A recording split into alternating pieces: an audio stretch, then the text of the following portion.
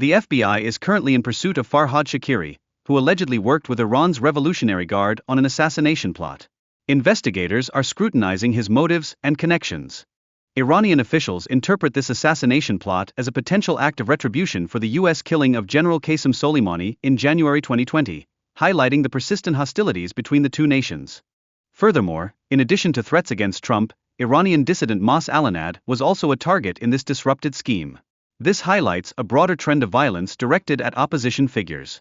Meanwhile, Governor Tim Walz stressed the necessity for Democrats to seek common ground with their opponents, recognizing the party's growing detachment from a significant portion of voters. His perspective contrasts sharply with the silence exhibited by Harris and Biden. The Democratic Party's ongoing identity crisis is evident as it shifts towards a suburban and college-educated demographic, all while asserting its commitment to the working class. This shift has fostered a growing sense of disdain among many voters. Moreover, Harris's campaign concluded with considerable debt, despite raising over $1 billion. This situation raises critical questions about the effectiveness of investments in celebrity endorsements and influencer recruitment for future Democratic strategies. In a troubling incident in Amsterdam, Israeli soccer fans faced violence and harassment following a match, resulting in injuries and a swift evacuation response from the Israeli government.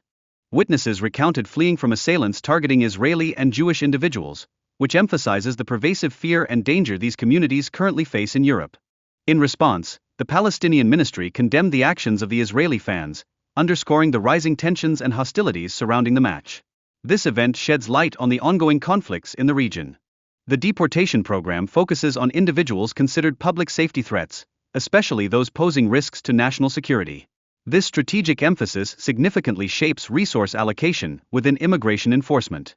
The financial implications of this deportation strategy are significant, with estimates suggesting costs could exceed $300 billion.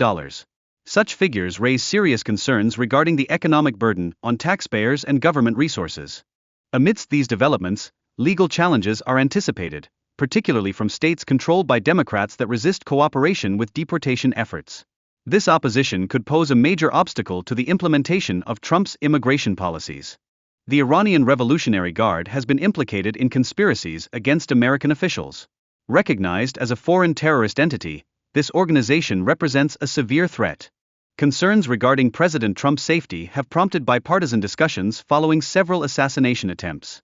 Lawmakers are pushing for enhanced security measures and systematic reforms within the Secret Service. Previously, Trump's administration concentrated on isolating Iran diplomatically and economically to mitigate its influence. The recent assassination plot emphasizes the urgent need for effective counter-espionage strategies. Interestingly, consultants involved in the campaign amassed considerable wealth despite the candidate's electoral defeat, raising important questions about the financial dynamics in political campaigns. Furthermore, the prevailing narrative shaped by various media outlets has highlighted specific issues like abortion, often overshadowing critical topics such as the economy and immigration. This misalignment has left many Democrats unsettled. The stark contrast between expected and actual election results suggests a pressing need for pollsters and influencers to re-evaluate their methodologies and the narratives they construct.